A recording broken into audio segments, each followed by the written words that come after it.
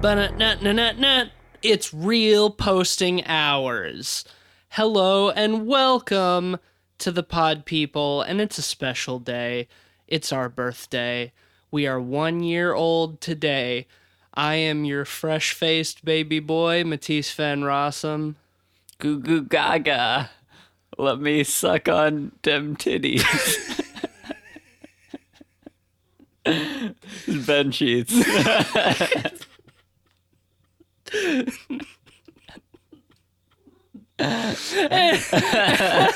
Glad we planned this beforehand. And today, we're here to suckle at John Carpenter's teat. And we're bringing you part one of a two-part, 1 year spectacular on The Thing. We've made it a year. I can't believe it. We've had laughs.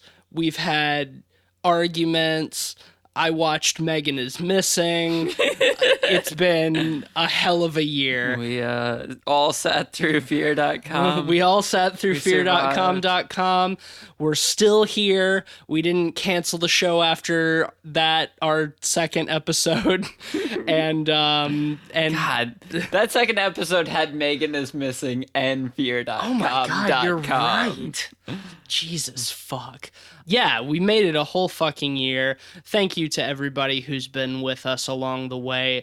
And if we have any listeners who have not been here since the beginning, we hope that you'll be with us for our second birthday if we make it that far.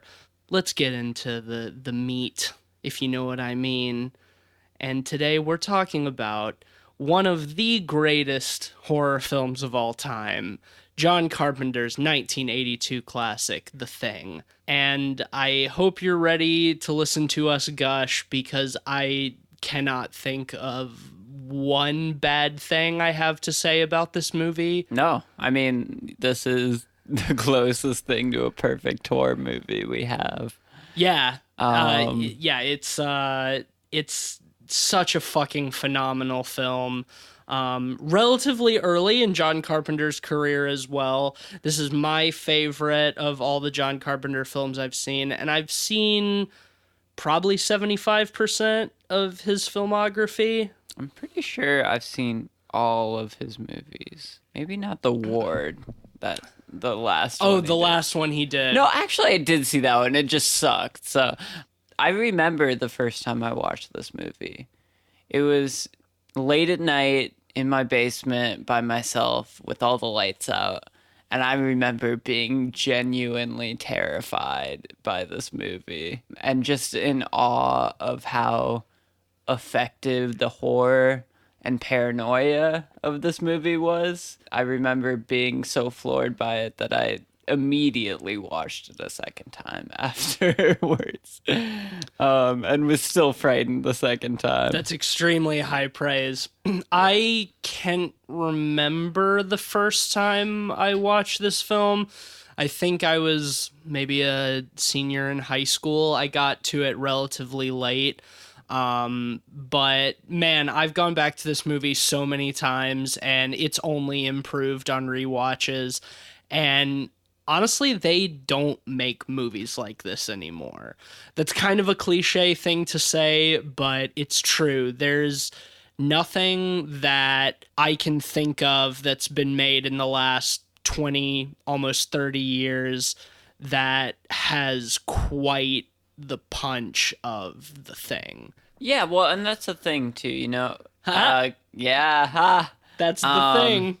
Because the reason why this movie is so successful is the studio had a lot of faith in John Carpenter. I'm pretty sure Escape from New York was pretty successful.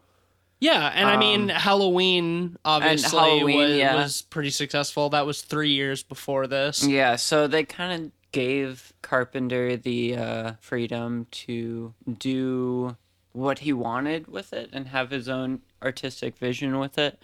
And I think the result is really incredible and something, like you said, we won't really get much of today.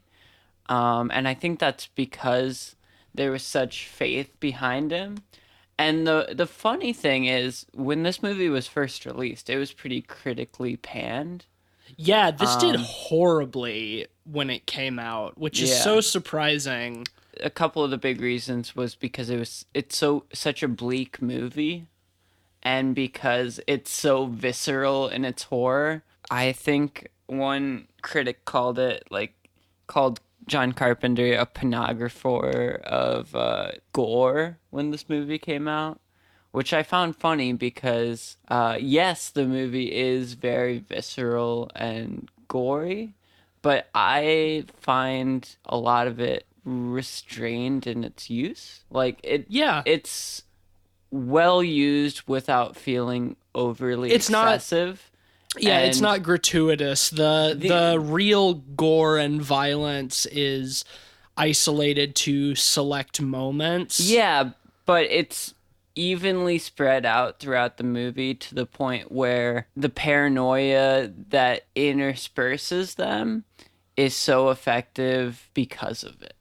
And I think even the minor scenes, like when they draw blood, for example, when each one of them gets their finger cut, Right. it feels so much more visceral and intense. Even though it's a scene that out of context would feel so mundane, because it's between insane creature effects, it feels so much more intense. Right, and because at that point you're still reeling from the last really violent scene, and you know that there's another one coming very shortly, but you're in like the lull between them, and I don't use lull in like a negative sense, just sort of a quiet period, and it's still insanely tense, and you know that it's gonna get batshit again soon, but you don't necessarily know when. I mean, this is of course on a first viewing, but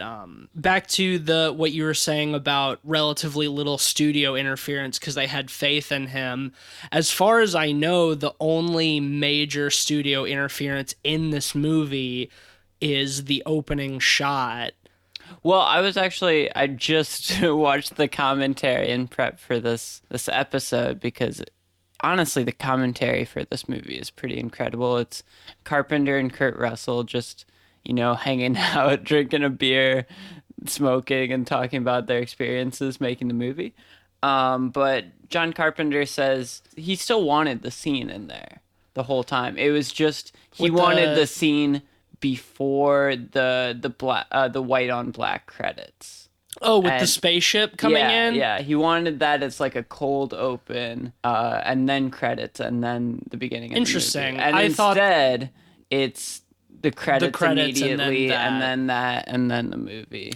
That's interesting. I thought I remembered hearing that was a scene that the studio shot without Carpenter's say-so, but that's interesting to me because if I did have to say one even tiny negative thing about the movie, it's that opening shot of the alien spaceship flying to Earth doesn't really fit with the rest of the movie as far as I'm concerned. But it's such a quick thing that you forget about so easily. Every time I watch this movie, I'm always surprised by that opening shot because I've totally forgotten about it in between. I do think it would be a little more effective if it did have that gap of the credits between. That could be.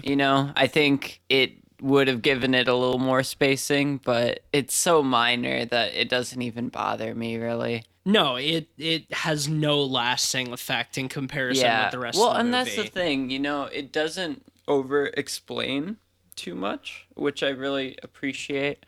You get some backstory with the Norwegian crew, but it's all told secondhand, through tapes they find. Right. And they go to the Norwegian station, and it's burnt down, and they find some really horrifying stuff there. Yeah. And I like how, that's kind of a theme throughout the movie. They never really over-explain stuff too much. When they do explain it, it's done in a way where one character may figure something out. Right. And not everyone else knows. And that's a narrative plot And points. considering the fact that these are people at a research installation in Antarctica, most of these people are scientists. So it makes sense that they would be able to come to the few logical conclusions they do about this monster that allow them to learn more about it in an attempt to try to fight it. It's not all given to you in one big exposition dump like you get in so many modern horror films. The example that I always think of is in Sinister, when Ethan Hawke Skypes with that like demonologist or whatever. He's like, oh yeah, that's the symbol of Bagul. He's a demon that it's to children, blah, blah, blah. And it's like you get all of this information about the antagonist in like one scene, and then it's just like, that's it. Whereas with something like The Thing, they're discovering more as they go, and they're coming to logical conclusions for their characters. It's not like in The Predator, like we talked about last week, where they just have these epiphanies with no context behind them. Yeah, well, and that's the thing too, you know, because like you have, for example, Wilford Brimley, who, you know, on his computer is simulating some of the biology of the thing. Which I don't think is technology they probably would have had in 1982, but no, it's a sci-fi film. And they even mentioned that in the commentary. He mentioned like something that like they would never have this technology on a computer at the time, but now it just looks so archaic, right? You know? But Wilford Brimley, you know, simulates it and realizes that if it continues to perfectly imitate humanity, it will overtake the world, you know? Right. He sees that if it makes it to the mainland, if it gets off Antarctica, that the entire population of the planet will be infected within, I think, 27,000 hours. Something like that, yeah. And what I like about that is it's used as a narrative device for Wilford Brimley to start destroying the radio communications and the helicopter. Right. And, you know, any method of escape. So, because at that point, all of the other characters are still primarily concerned with getting help and getting out of this really horrifying situation that they found themselves in. And Wilford Brimley is the first to realize that they cannot make contact with anybody else, that they're all going to go down with the ship. Because they have to, because the risk of this creature making it to civilization is far too high. I really like that when they do have exposition dumps like that, they use them as narrative devices. I think. Yeah, I wouldn't even call that an exposition dump. It is exposition, but it's necessary. Well, absolutely. And that's why it works so well. And that's at the same time where he sees that the computer predicts that the chance of somebody else at the station being infected already at this point is 75% or higher, one or more people. So at that point, like, Wilford Brimley he's the first to know the scope of this thing, and that really kicks off that paranoia when he sort of goes crazy, and then they all start to realize that they can't trust each other. Yeah. Like the paranoia in this film is what makes it so tense that you as the audience and the characters don't know who is the thing. At any point, because it can replicate others so perfectly. And so you've got this fantastic dynamic of these characters wanting to survive and being forced to work together to do so. But even though they're having to work together, they cannot trust anybody. Like, Kurt Russell is, you know, like our protagonist. He's mostly our lens. But even at a point in the movie, somebody finds out in the snow a torn jacket that has RJ McCready, his character's name, on it. And so then that casts doubt. Well, if his jacket's out there in the cold, then maybe the thing got to him. Maybe he's one of them. I really like how they play with that. I like the characterization of McCready a lot as well, because he's kind of this loner ex-soldier character almost. Right, well, he's one of the few who's not a scientist. Yeah. He's the helicopter pilot. So he's more of the everyman in this circumstance, you know? He clearly has his reasons for being in Antarctica, separated from civilization.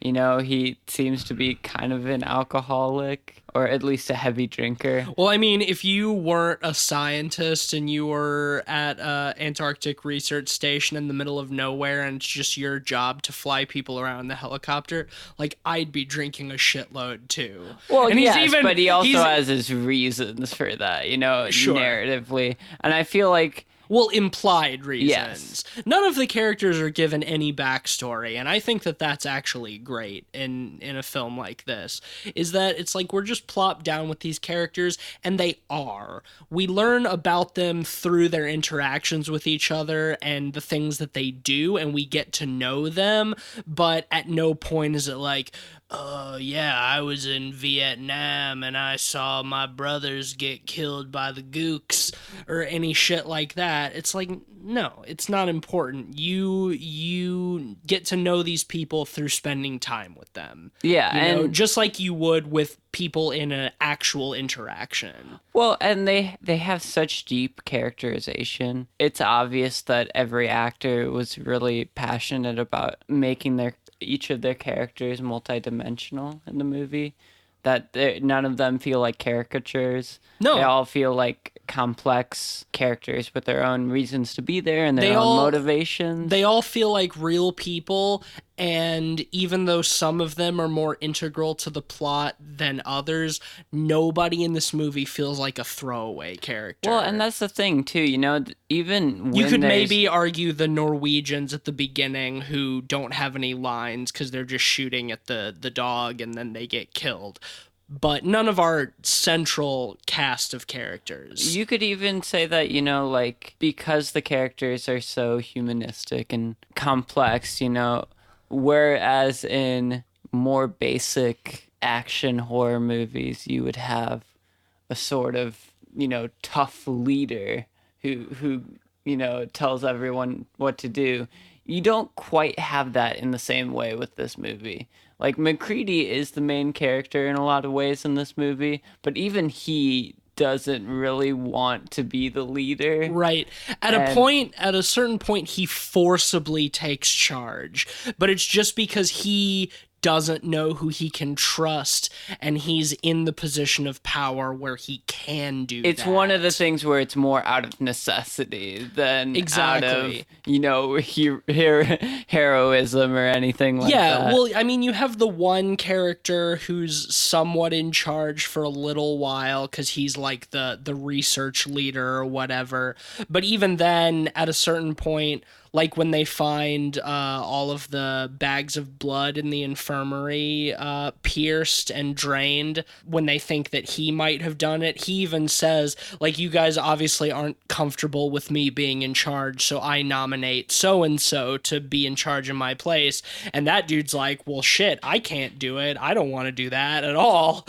And so then there is no leader until they, you know, try to capture McCready because they think he's the thing, and he sort of takes charge. He's like, if you fucking come near me, I'm gonna light this dynamite and blow us all to shit, you know? So like you said, it's like he doesn't want to be in charge, but he's first and foremost looking out for his own survival, just like all of them are.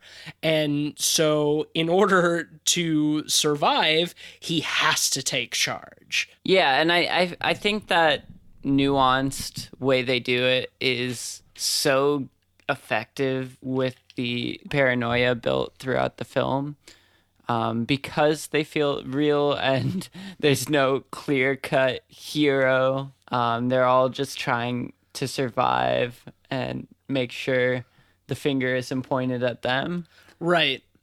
which is so perfect for the themes of the film. What I like a lot too is when it comes to MacReady, yeah, there's that doubt about who he really is when they find his jacket, but when he threatens to blow them all up, including himself, that's kind of an indication for the audience that he is not the Thing, without having a scene that explicitly tells us such, because obviously the Thing's goal is to escape and get to civilization and reproduce and take over the world. So why would it so vehemently threaten to destroy itself along with everybody else? And like, obviously the rest of the people on the base still don't trust him, so they still don't know whether MacReady is real or not. But that's an indication to the audience without explaining it. And that's one of those things that I think is so clever, because you as the audience know at that point there's no way that MacReady is infected. Yeah. Like, he is still human. Here's a question. If someone in the world of this movie was the Thing, would they know that they were the Thing? Yeah, definitely. You think so? I do. I think the Thing so perfectly imitates humans that it only has that when it, transforms. Nah, dude, it's calculated. If you look at most of the attacks in the movie, even from the first one, because obviously the dog from the Norwegian research station is the first incarnation of the Thing in this movie, and the dog does nothing until it's alone with the other dogs. Until it transforms. Right, but it doesn't transform until it is the most opportune moment for it. Just like when it's the I can't remember the guy's name, but the guy who has the heart attack. My point was less that it's happening and more that the brain, I guess, is affected by it. If it's a choice or kind of a biological response. No, I think it's a choice, because it came to this planet on a spaceship and not a meteor. It is an intelligent being. Its species has technology. It has a fucking spaceship, right?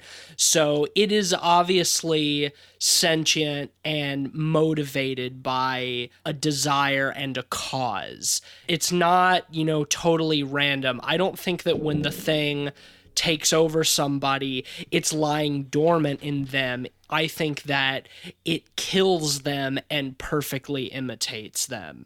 Because I do think that its transformations and its moments of attack are calculated.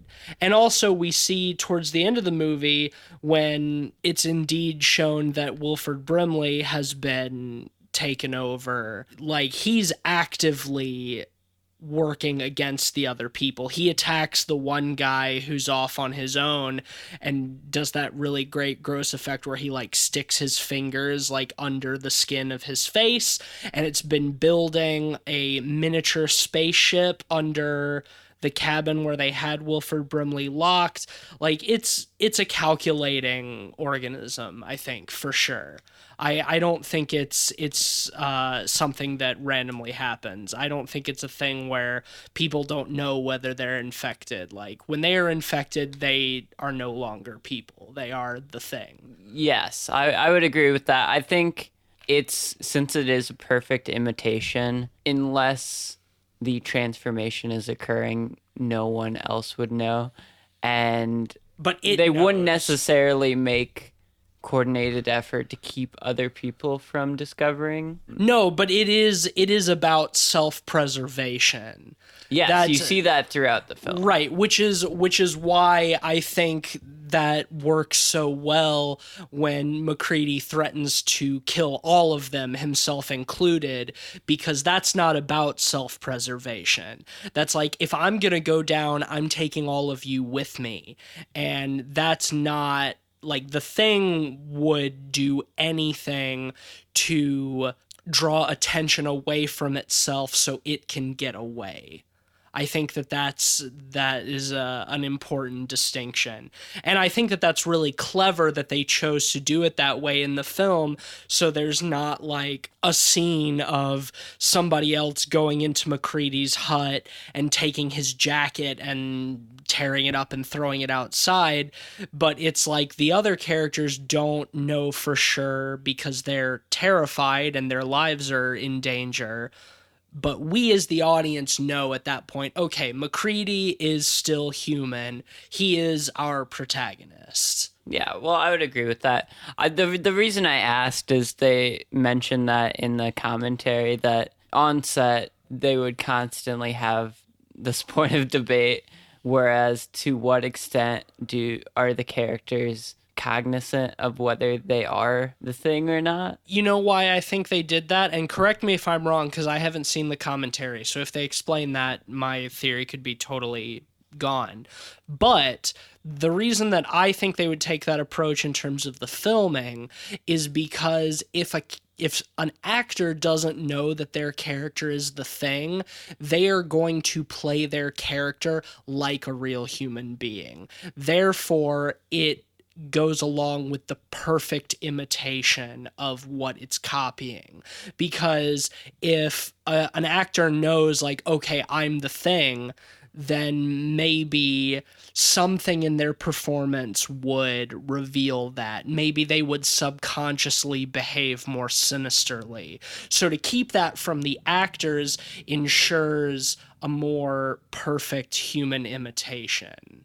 Well, yes, I that is very valid. I think they were also talking about, to what extent of an imitation entails, because how perfect of an imitation is an imitation if it's thinking differently, and where is that line? It's a very vague type of philosophical debate.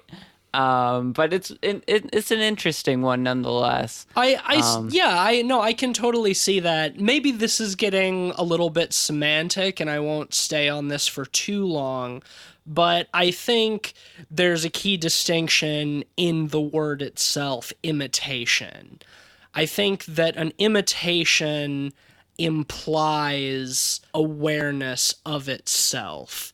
If you're trying to, whether it's with something you're creating or somebody you're trying to be, if there is, an actual imitation, there's thought behind it.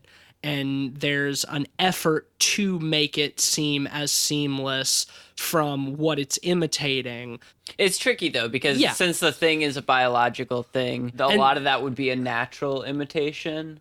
And if it's a natural imitation, how much self-awareness is there versus it being, or how much cognizance is there versus it being a biological thing? No, I suppose that's definitely true. It gets into like hairy territory. No, but I think you're nonetheless, like it's it's interesting thing to ponder, and I think it hits on the key themes of the movie with all the paranoia and the uncertainty of who to trust and what to believe at any point. I think something else to think about with that is the scene where MacReady ties everybody down and does his blood test, where he takes a sample of everybody's blood in a petri dish, heats up a copper wire, and puts it into the blood to see if it reacts, because as he says, every piece of this organism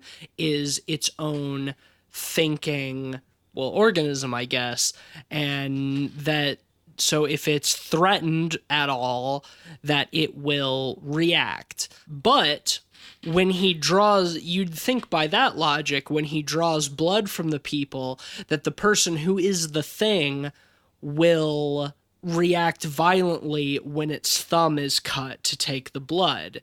So what I would argue is that when it's all part of the singular organism, it's driven under one will. Therefore, it can know not to react when its finger is cut, but when the blood is separated from it, it becomes its own thing.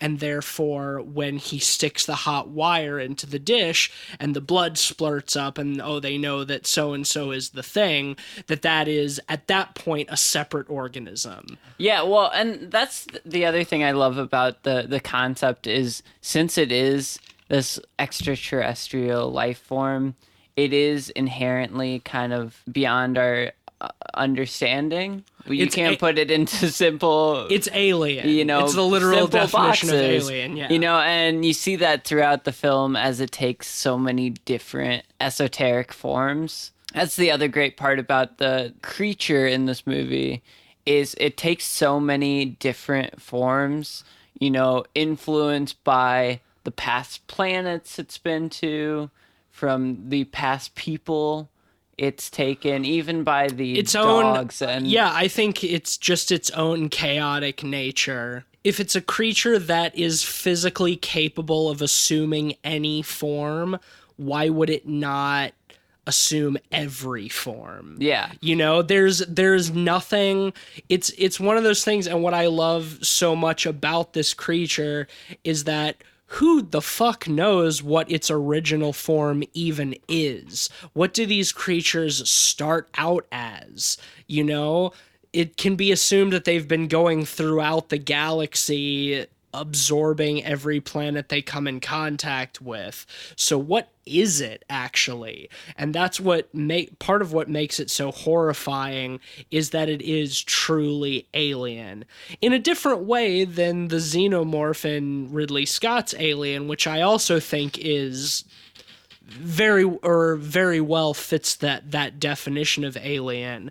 But those are the type of, to take a slight segue, those are the type of like sci-fi alien movies that I love so much, when the creature is truly alien, and it seems to be something that is not often utilized properly in science fiction. Most of the time, aliens are something that is semi-recognizable to us, But I feel like we had this conversation when we were talking about Annihilation, too, where the creature is something truly incomprehensible. And I think that makes for really, really great horror. Something that H.P. Lovecraft did so well. Yeah, I was about to say, it's very Lovecraft-esque in that it's a horror beyond human understanding, which I think this movie does pretty incredibly well. Which I think is something that, even in real life, is always truly horrifying. When we come across something that we cannot understand, trying as a very logical species for the most part, trying to answer things with science and with knowledge. If you come across something that you cannot understand and that you cannot explain, that's fucking scary. And that's what motivated Lovecraft 100 years ago to do the same thing. And we've come a long way since Lovecraft, but he still does such a great job of finding a way to explain the inexplainable in a way that leaves it up to you as the viewer. Fucking weird MAGA chud that he was as a person, like, that dude knew how to fucking scare people, and I think his shit is still scary even today. Yeah, well, ultimately I think it's not being able to rationalize the irrational and realizing that the universe is truly chaos is like the core of all this horror.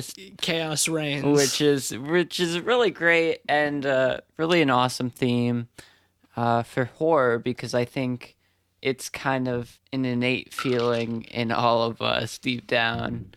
We're terrified of what we can't explain. Yeah, exactly. Well, I want to go back a little bit to the creatures a little bit more, and specifically talk about the practical effects work.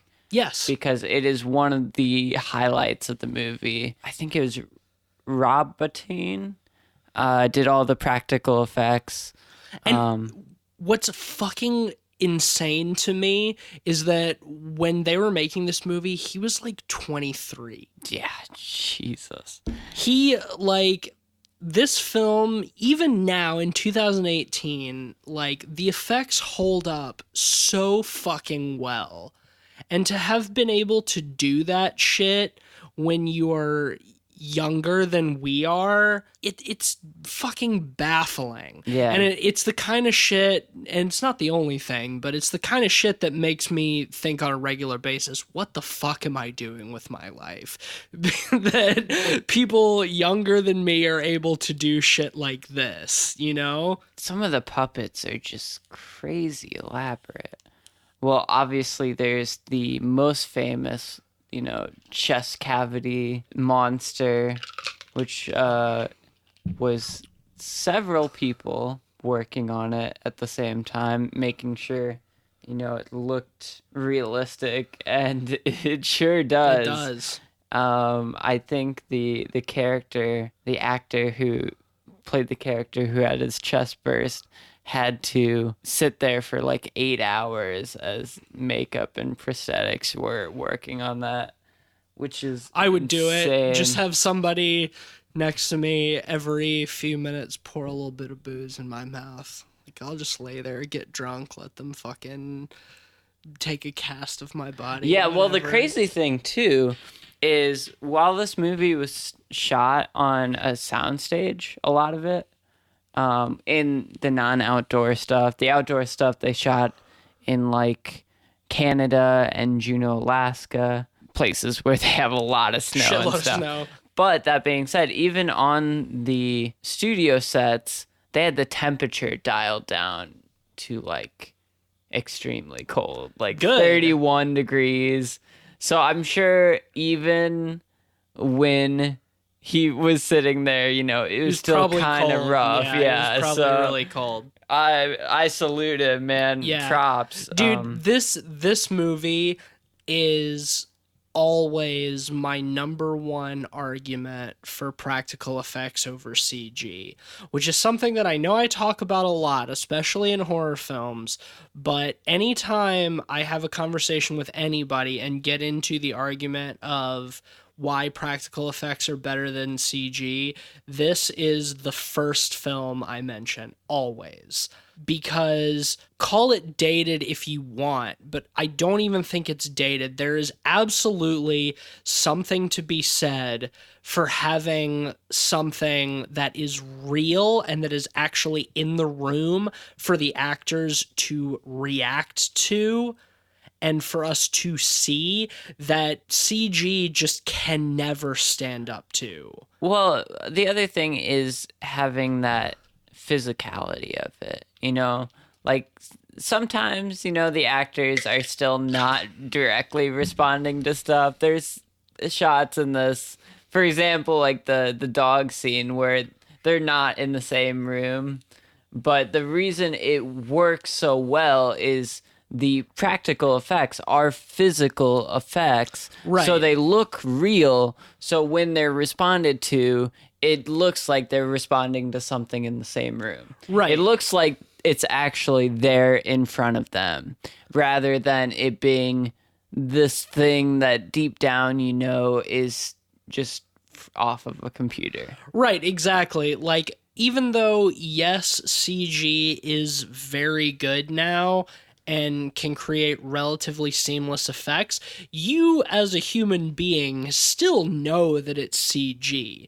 It has not reached the point where it can perfectly replicate practical effects. Like, it might look very good, but it's computer generated graphics, Whereas with practical effects, whether it's puppets or, stop motion or matte paintings or whatever, it's something physical. It feels real. And even in the couple of shots in this movie where the puppetry might look a little dated, like in the dog scene where like the arms come out and like punch through the ceiling and like lift its body up. Like the punching arms look a little dumb, but like it still feels so real. Like you can imagine being in the room with it and you know that it's, you know, something physical. You can absolutely tell the difference. Well, and that's an effect that CG just cannot create. There's no better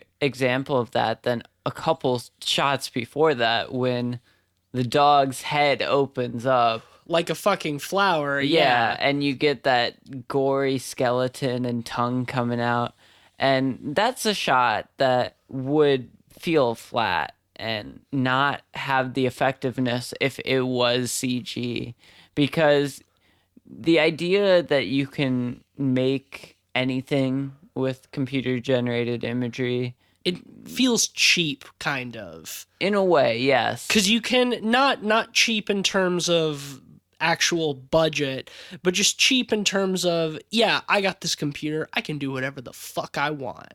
It's like, okay, but show me something that people like worked on, you know? And okay, that sounds kind of shitty. Yeah, that sounds like people like people who do CG don't work and they don't I think hard, there but have been great examples of CG. Yeah. But I think especially in the context of horror, I retract the way that sounded. I'm not talking down on CG artists. Like if you're a CG artist, like I respect your job. There's a physicality to practical effects which make them feel more visceral because deep down we understand materiality. Yeah. And even as far as CG has progressed, it hasn't quite perfected materiality. Right. Yes. No. To the point where... That's a much better way to say what I was trying to say. Where lighting can be imperfect, even though I think lighting has even progressed pretty far. Right, but that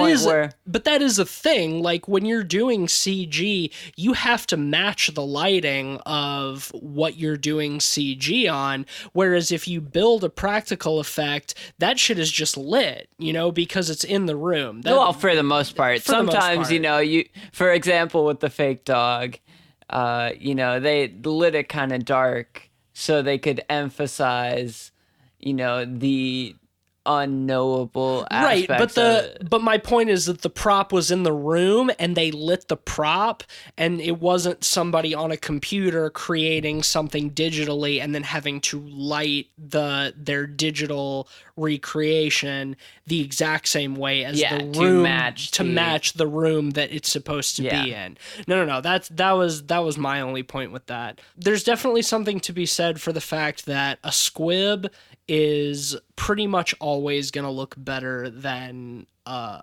After Effects blood splatter.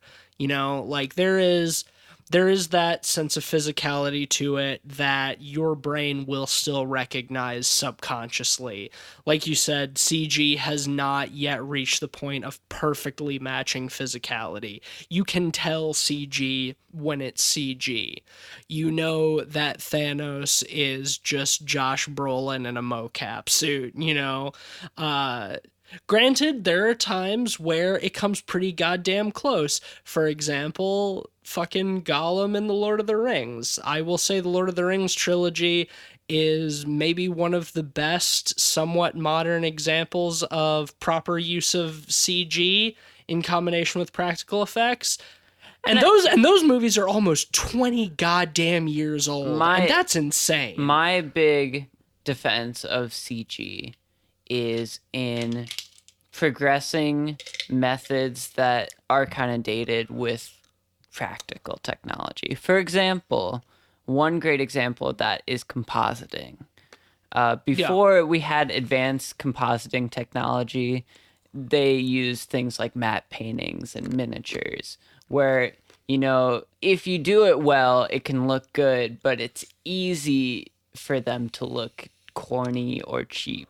Whereas with advanced compositing, you can take actual different spaces and put them within other spaces and make it look real. One great example of that is in The Wolf of Wall Street, where they do it a ton to make this huge budget thing with not as much money as you would expect. Sure, but my argument with that would be just like with matte painting and miniatures, the CG compositing has to be done well too.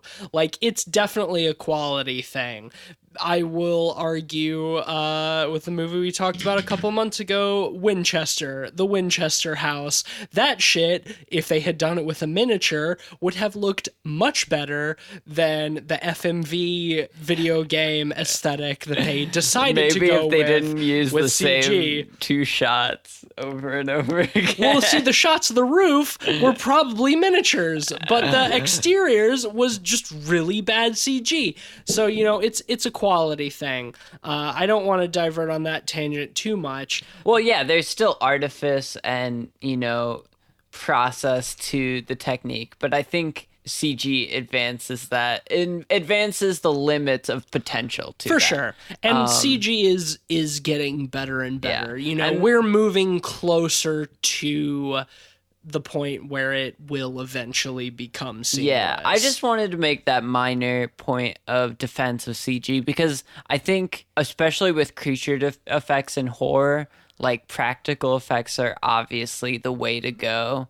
I'm not against CG. Yeah, that's not to say CG doesn't have its place. No, for sure. I'm not against CG. I'm really not. But there is something to be said for knowing when to use CG and when to use practicals.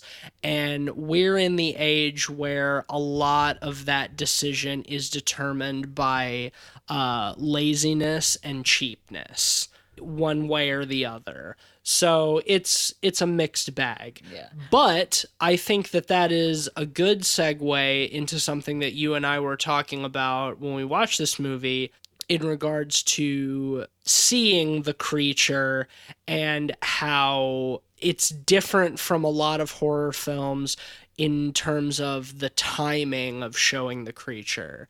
In a lot of instances, it's generally preferable to not show much of the creature early on and save your reveal for later.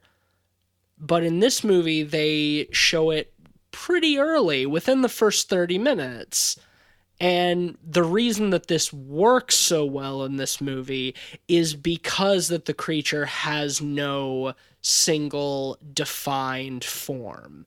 They can get away with showing a lot early on because you're not going to see that creature in the same state later. It's not blowing their load too soon. Yeah, in a way, it's both the opposite of Jaws in that it shows the creature right away and then keeps showing it, while at the same time being somewhat similar because, like Jaws, you only see features of it and you never see the whole.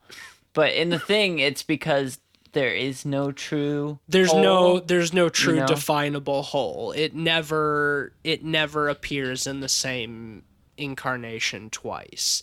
So it's like showing multiple different creatures, but it's all technically the same organism. Yeah, it kind of falls into that horror of the mind, which I think is so effective in horror. And it kind of goes back to that Lovecraft stuff. It's that unknowable.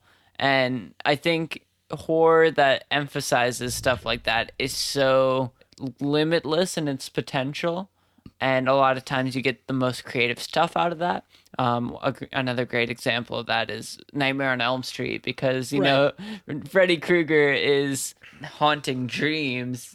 Anything can happen. And because of that, you're always on your toes because you never know what to expect. Well, we even see that in something like It Follows, a much more recent example, where it's not to the same extent as The Thing or Nightmare on Elm Street, but the creature can be anybody, you know? So they're not afraid to show it early on because it is never the same twice. It is constantly changing. And that's also part of what makes it scary, because as soon as you think you start to know it, it does something else. It is constantly unknowable. And that is extremely important to this kind of horror. Whereas you look at something like Alien, where their restrained use of showing the xenomorph works really well, because you never get a good idea of what it is, even though it is the same. But with something like The Thing, you can keep showing us all of these different things, and it doesn't get old because it's never the same. Exactly, and I think it's really, really effective, especially in this movie. Another thing I wanted to talk about with this movie is the score. Unlike most John Carpenter movies, where John Carpenter himself does the score was done by Ennio Morricone. Which is weird, because it doesn't sound like Ennio Morricone at all. Yeah, it's very minimal. It's full orchestration, but a lot of times you wouldn't be able to tell because it is very minimal and very fitting for, the Antarctic location. Well, I mean, it's very sparse. The iconic theme, much like Jaws, is extremely simple. It's the same note. That's it. It's one single note that manages to be an incredibly iconic horror theme. It's just dun dun dun dun. But it works so fucking well. Like, yeah, it's so sparse, and it fits the Arctic theme because it's so cold in a lot of ways, and it's sinister too. The two notes sinister. is like imitation themed kind of. It's great. It's perfect. It's so fitting. It works on so movie. many levels for being so simplistic. And I wonder how much of it was Ennio Morricone actually composing stuff, and how much was John Carpenter like giving him his doodles and being like, here's some stuff I came up with, do what you want with this. Because, I mean, even though it is an Ennio Morricone score, it doesn't feel out of place in John Carpenter's other scores, No, it fits the ethos of his music, where it's, very simple and minimal. In a lot of ways, very singular melody heavy. Doesn't get too flashy at any point. And yeah, it's unintrusive. I don't know if that was, him giving notes to Morricone, or Morricone just watching John Carpenter's past films and being influenced by that. But there was some sort of pull from that, I'm sure, because it does feel, very in tune with the rest of John Carpenter's work, which I really appreciated. It's almost like Ennio Morricone wasn't even a part of this. Yeah. That sounds weird to say, but it's like you look at his other really iconic scores and like, this is just so out of place. But I think the simplicity is a good jumping off point for, I think, overall what makes this film so incredible, and part of why they don't make movies like this anymore. Something else that you and I were talking about. I think all of the best examples of truly amazing horror films are, when you cut them down to their core, extremely simple. It's simplicity. You make bad horror when you start to convolute it too much. Yeah, well, I mean, at its core, this movie is like a Hitchcock murder mystery in a way. You have that paranoia of not knowing who is the culprit. And, that's an ethos that we've seen, in Hitchcock and Agatha Christie and all of these different things. It's just taken and, injected into this horror setting of paranoia. And because of that, it works so well. It's such a universal idea. Right. It's low concept, but in the current state of filmmaking, it would be called high concept. Yeah. Because, it's such a simple idea. Because simplicity is high concept in the world that we live in. Yeah. But I mean, if you look at all of the greatest classic horror films, they all share that simplicity. The Thing is about a group of researchers stuck in a remote location with a horrifying alien monster that can perfectly replicate people. Alien is about blue-collar workers in the future on a cargo ship, and there's an alien on the ship with them that's trying to kill them. The original Texas Chainsaw Massacre. Some teenagers, their car breaks down, they find a house where a crazy cannibal family lives that kills them. Night of the Living Dead. There's some zombies, some people are trapped in a house just trying to survive the night. It's all that fucking simplicity, and it's not simplicity on a level of stupidity, because the simplicity in terms of the plot leaves all of this room for characters to be developed, for you to include atmosphere, for paranoia and tension to really fill the void. As soon as you make your audience start thinking too much about what's happening, you lose the core of the story that you're trying to tell. Well, yeah, and the thing is, the most effective horror, in my opinion, is kind of a horror of the gut. Right? Exactly. So it's instinctual. So it's that thing where it shouldn't be a plot to figure out the narrative or understand the narrative. The narrative should be a primal understanding. Right. And that way, instead of having to focus on trying to follow the story, people can be directly influenced by what is going on. Yes. And it's that kind of sort of instinctual connection to it that is what takes a good horror movie to a great horror movie, in my opinion. Absolutely. Because if you are not scared enough to be thinking too much, then it's not doing its job. Because fear is not an emotion that involves a lot of thought. It's extremely primal. It's visceral. You are afraid. If you start involving your higher levels of thinking too much, then it's not real fear. Yeah. And I think there's only a few effective horror movies that do get complicated and really complex in the story, but I think the ones that are effective that do that is where the confusion of the characters match the own viewer's confusion, or kind of mental uncertainty. Well, right, because confusion is a big part of fear as well, but you shouldn't get lost in trying to find the coherent plot in something. Your confusion should be confusion about the unknown and what the fuck is going on. There's no problem with not understanding what's happening if that is the intention, if what is happening is far beyond your comprehension, because that's part of what makes it scary.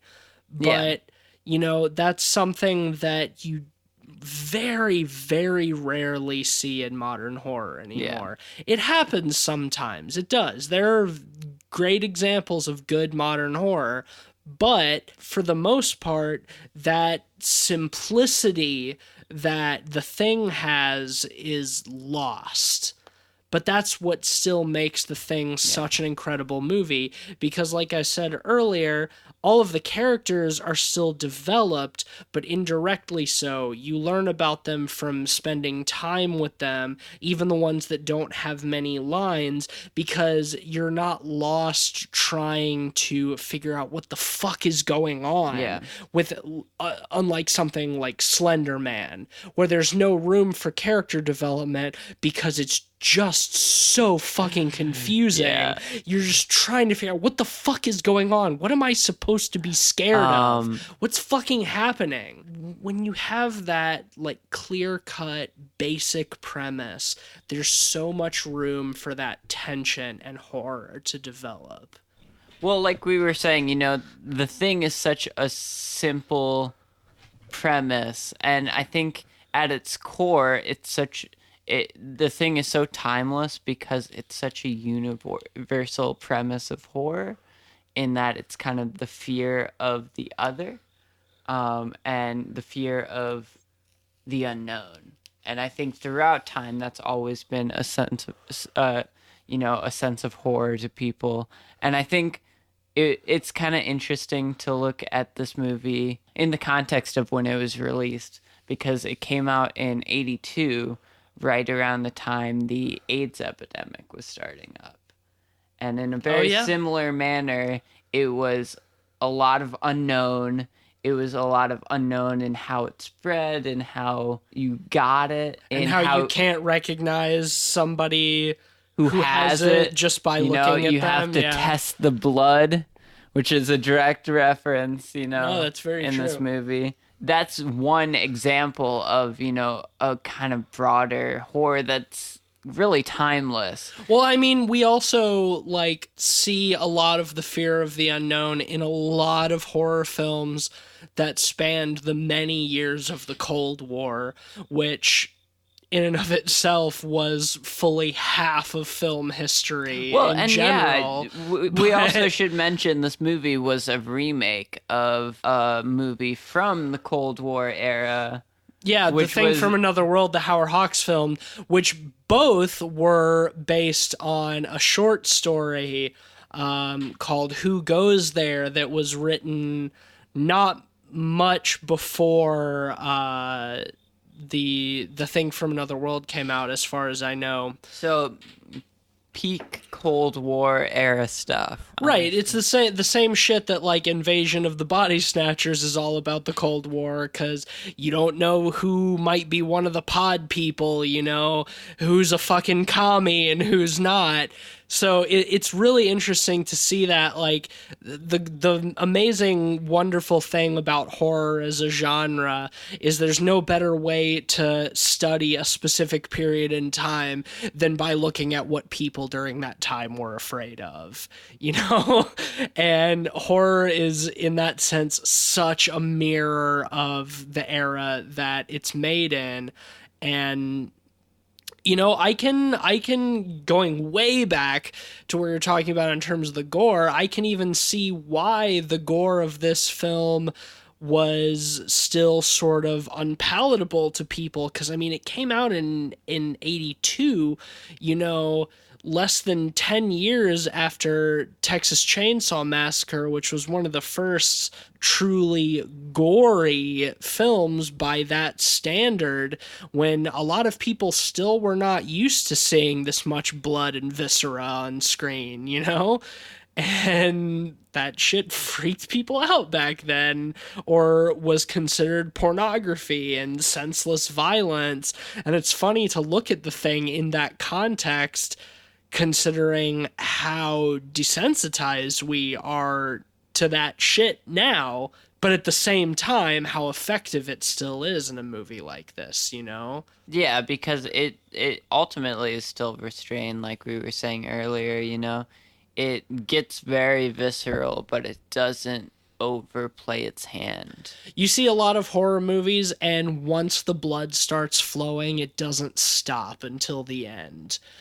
Whereas with this one, it's at very key moments, and in between those moments of violence and gross out horror, there's nothing but tension and paranoia and speculation.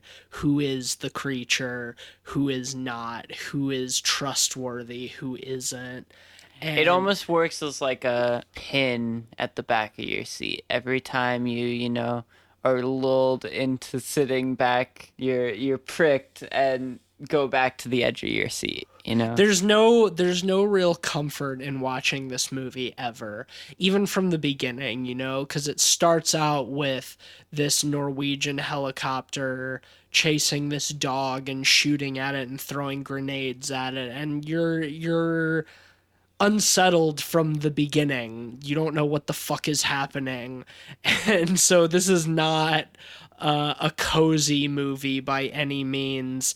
And I think that's something that people were not really used to at that time. They were used to having at least a little bit of comfort in their movies, even their scary movies, but it's just not here. One thing I do want to talk about is the one clue that John Carpenter and the filmmakers supposedly left us throughout this movie as to who is the thing and who isn't, the way to tell. And since I learned about this, I've always looked for it, and it seems to hold up as a theory. I don't know if they talk about it all in the commentary. Do they? You can go ahead and I'll talk a little bit. Okay, sure. After. So this is the eye light theory. You know, in standard filmmaking practices, it is sort of the norm to have an eye light off camera, something that reflects in the actor's eyes to give them that sort of twinkle that we associate with life and humanity, and that in The Thing, you can tell who is the creature because they do not have an eye light, and their eyes are dark and cold and do not have that sparkle. There's been a lot of theories on how to tell. A great example is right at the end when McCready and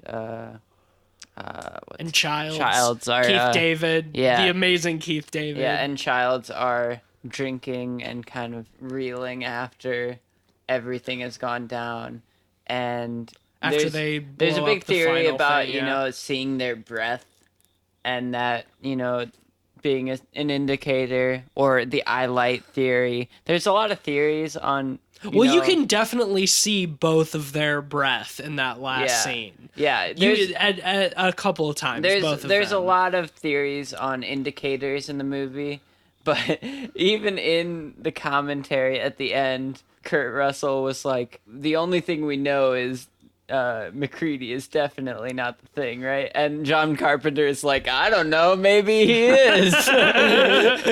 Well, it's subtle, but both of them do have the eye light in that scene. Yeah. I always like to think that they are both human. It's still a very bleak ending because their base is blown up. Nobody's coming to help them. They're more than 1,000 miles from the coast. Like, they're not going to get out of this. Well, the whole third act is like a suicide mission. They are for sure. They're for sure both gonna die. But I do always like to think that they have at least prevented the thing from getting to the coast, and that they are both still human. I do like that there's ultimately an uncertainty. For sure. Well, I love that as he's passing the whiskey bottle to Keith David, Kurt Russell says, "If either of us have any surprises for each other, there's not much we can do about it at this point." Yeah. It's great. It's like they're both so defeated. They both just want to rest.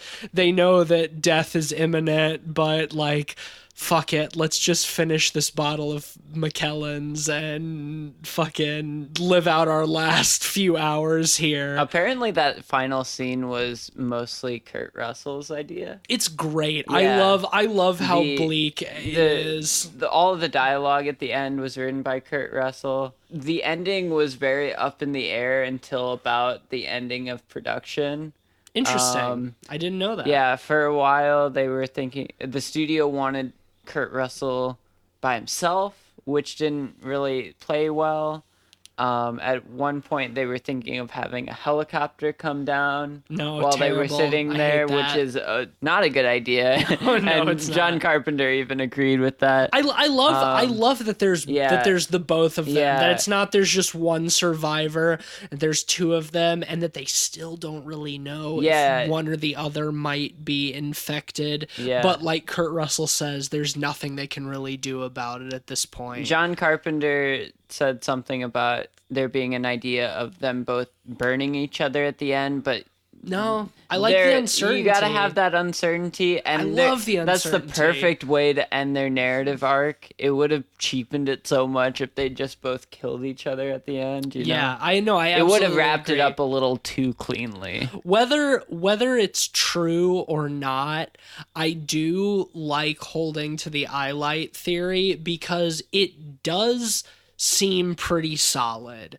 The last couple of times I've watched the movie, I've checked for it, knowing who is the thing, at any given time, and it stands up. Like the thing I love about that the theory people who are the thing don't have the eye light. It goes full circle into that idea of rationalizing the irrational in the movie. Yeah, absolutely. And it so perfectly sums up the kind of ethos of why the horror in this movie works, and it's just a perfect summation. I totally agree, and I don't even care that I'm playing into it. I'm a human being. Of course, I'm going to try to rationalize the irrational. So, like I said, whether it's effective, whether honestly. It's true or not, it's effective. You can, if you haven't heard that and you watch the thing next time, look for that eye light. It's in several very key scenes. It's not there, and it's a cool thing to think about. And man, this movie does so much fucking right. Do you want to rate this? I mean, I don't even know if we have to. I think it's pretty obvious. Yeah, right? Like no, we can go ahead and say this is a unanimous 5 out of 5 stars. I have no qualms with this movie. Even that kind of silly opening shot aside, it's so inconsequential in the grand scheme of things. Like, this is a fucking perfect horror film. And if for some reason you're a horror fan and you have not seen The Thing, oh my God, go watch it like immediately. Like, as soon as you're done with this, go watch The Thing, because you will not fucking regret it. Yeah, like, turn your air conditioning up high. Make turn it all the real lights cold. off. Yeah. Watch it late at night. It's key, honestly. Yeah. Absolutely watch it, though. Yeah, it's it's perfect. One of the few truly perfect horror films in the canon, in my opinion, and I'm so happy we finally got an excuse to rant and rave about it. It's movie number 3 on our acclaimed, perfect it's movie. the third film on the Pod People to have a unanimous 5-star or 5-pod rating. We have a little golden goose shelf. Yes. Little trophies of each one. Before we get into that, though, I'm going to do something that I honestly was not expecting to do for this film, and I'm going to take us into the Metacritic Corner.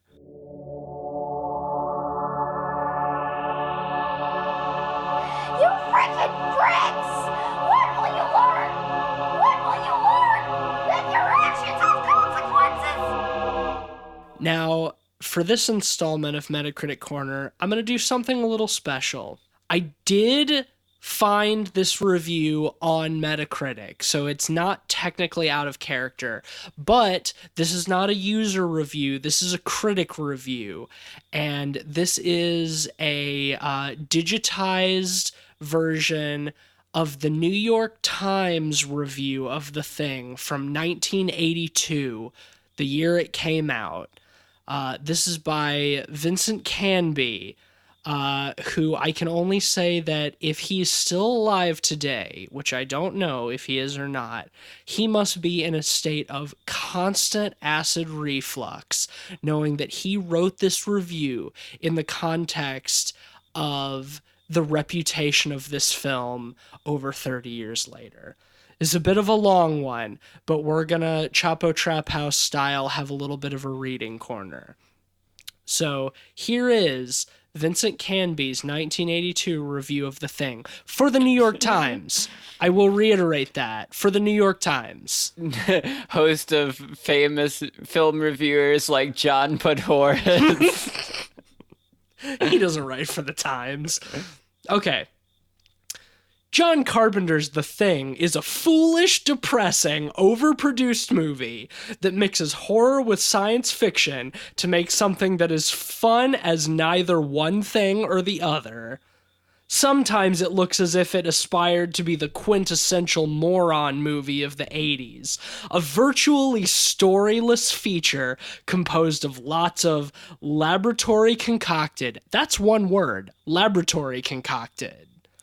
Okay. Special effects, with the actors used merely as props to be hacked, slashed, disemboweled, and decapitated, finally to be eaten and then regurgitated as, guess what? More laboratory concocted special effects.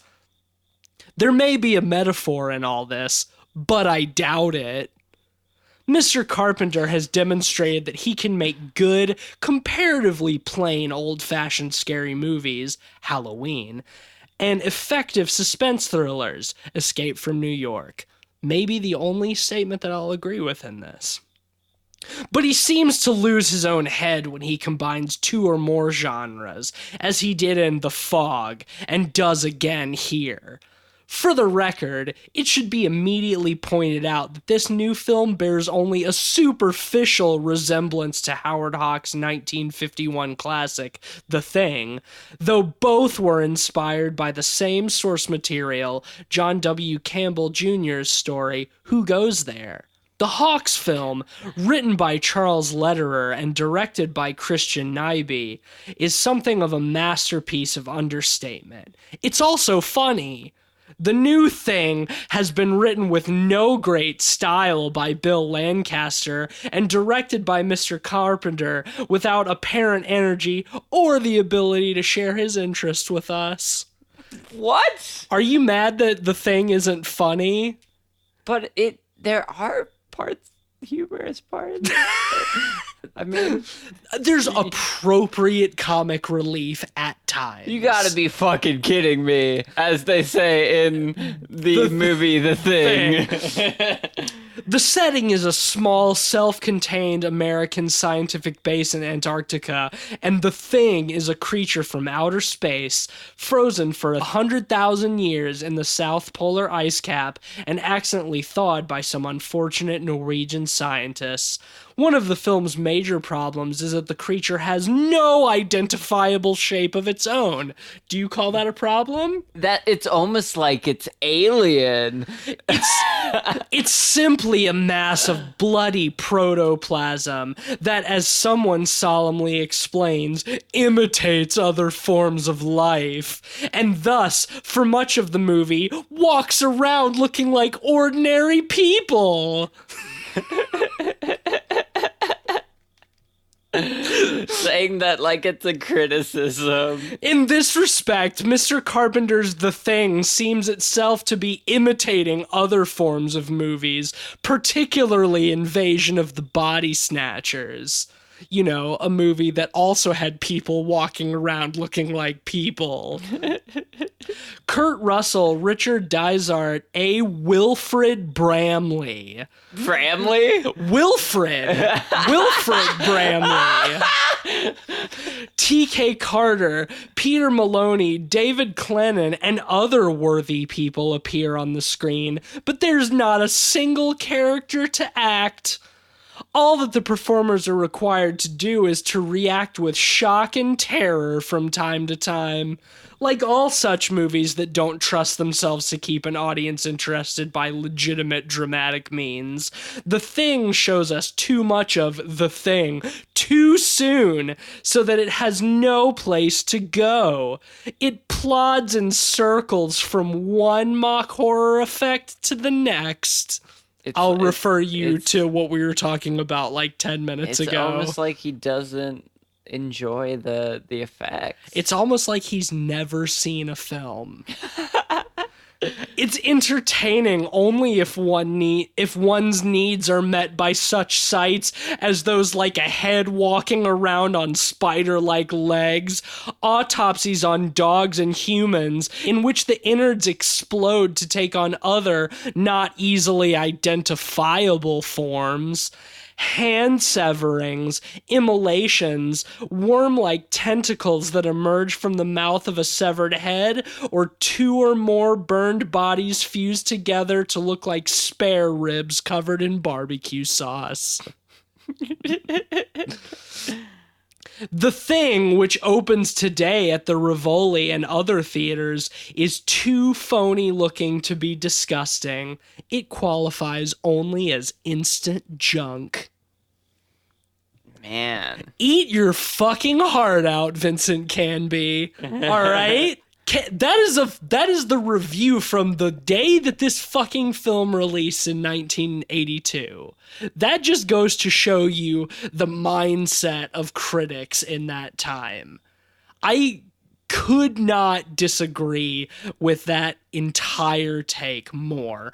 Every single thing that Vincent Canby listed as a negative of the Thing is something that I consider a wild positive. Do you ever look back on reviews like this and think, what movies today will be classics that get shit banned? Re-understood as misappropriated classics. I do think about that sometimes, and maybe it's my ego, but I like to think that I can spot those films when they come out, but who can say? Yeah. Maybe The Predator will someday. maybe You're right, because autism is the truest form of... Hey dude, maybe 40 years from now someone will have their own horror podcast and will be playing clips of us talking about The Predator and laughing at us about it. Yeah, I hope so. I hope so fucking too. Idiots. Those fucking idiots have a podcast. How stupid. It's 40 years from now? It's 2058. Who'd podcast? Yeah, right? Oh my god. I bet Vincent Canby was thinking the same thing when he wrote this article. Fucking idiots. Anybody who likes this movie is fucking retard. Because it was the 80s and retard was probably a common slang term back then. Yeah. All right. Well, that brings us to the end of this special edition of Metacritic Corner.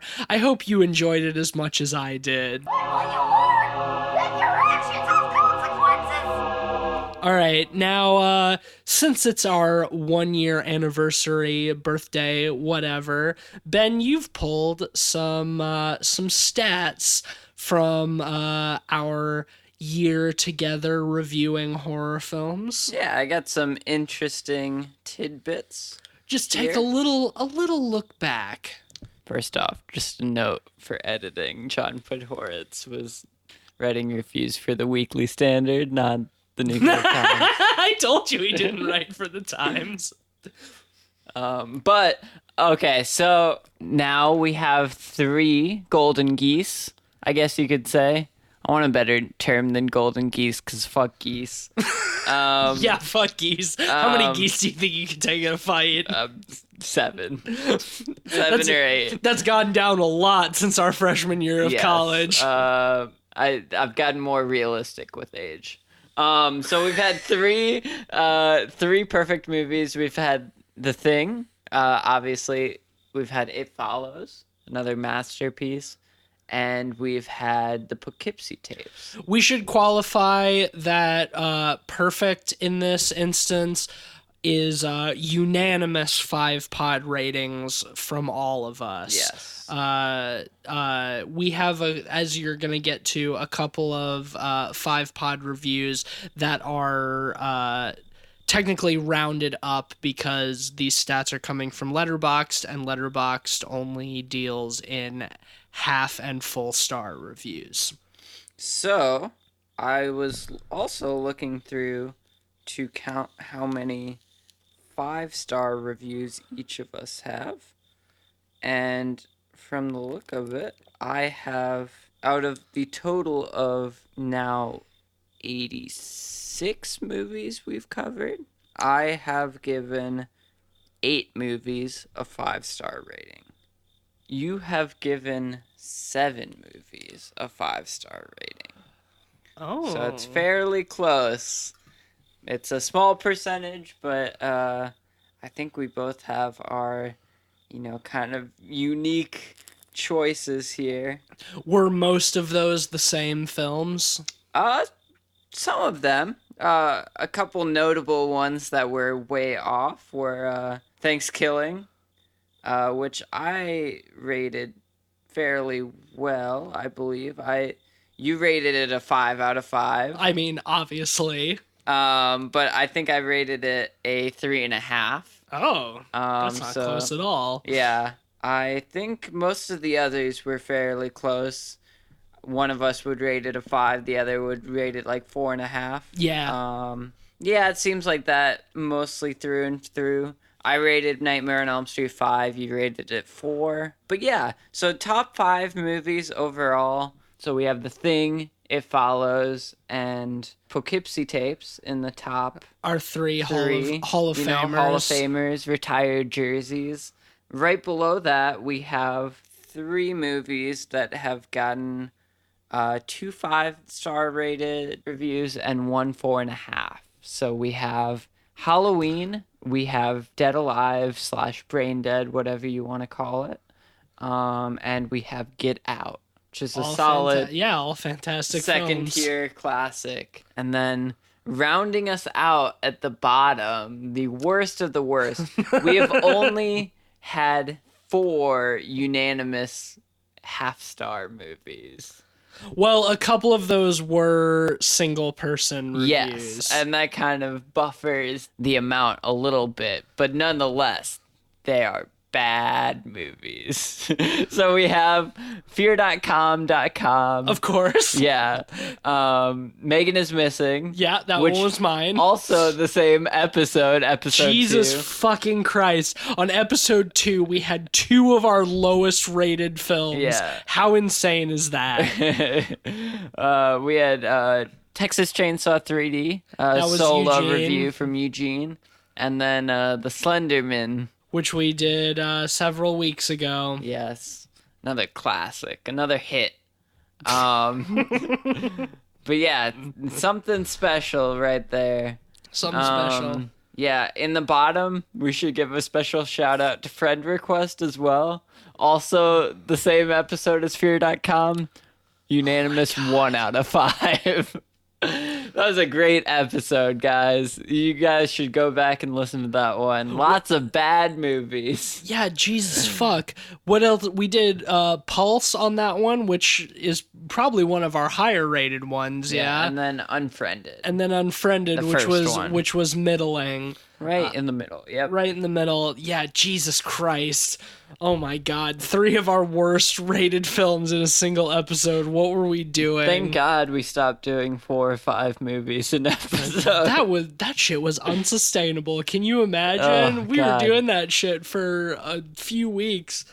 So that's been a brief look back at our 1 full year in review, but the fun isn't over yet. Next week, we're doing part 2 of our Thing series, and we're going to be talking about the aforementioned Thing from Another World from 1951 and the soft reboot / prequel to John Carpenter's classic, also titled The Thing, from 2011, which is a film that I'm unhappy to say that I've seen twice, and now I'm going to have to watch it a third time. I have no expectations for either of these films, and I'm hoping to keep it that way until I see I have them. no expectations for The Thing from Another World. I I can't believe I'm gonna watch this 2011 movie again.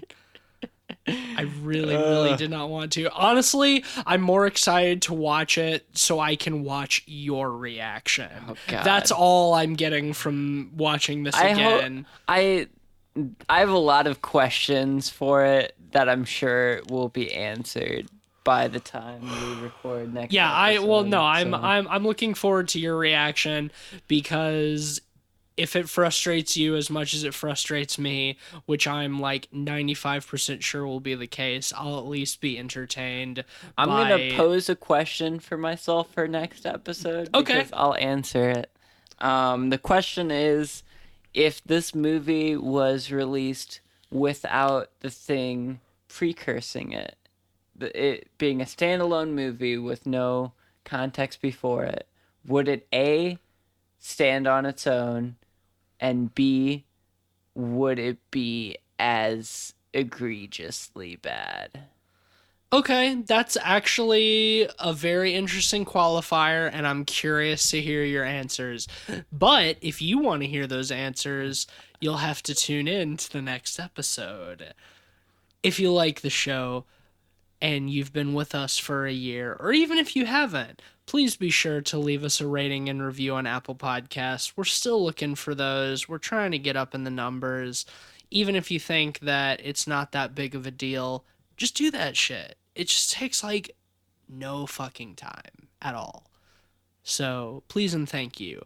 And you can follow us on Twitter at PodPeoplePod. If you want to look at some of our stats and see some of the things that we just talked about, then check out our Letterboxd page. That's LETTERBOXD, no E, .com/podpeoplepod, and you can see a concise list of all the films we've reviewed on this show so far. 86 in a year. That's a pretty good number, I think. And they all have links to the corresponding episode. Check that shit out if you so choose. Send us any questions or concerns, whatever, gmail.com or podpeoplepod@gmail.com. I forgot how email worked. I've had a few drinks, whatever. Question of the episode: what is the best, outside of The Thing, what is the best Antarctic set horror movie? I was trying to figure this out when we were watching The Thing, and I couldn't think of any other. There are virtually no horror films. As far as I know, maybe there's a whole subgenre that I will slightly extend that to horror films set in cold, snowy, remote places. But send us your answers on Twitter or through Gmail or whatever. You send us something good, maybe we'll read it on the show. Who knows? But check that out. Thank you so much for listening. Thank you to all of those who have been with us for the whole year, and hopefully this time next year we'll be back with another special second birthday episode. Time will tell. But check in next week for part 2 of our Thing retrospective. Thank you so much. I can't say it enough. I'm Matisse Van Rossum. And I'm Ben Sheets. And until next time, check your blood. Don't get AIDS.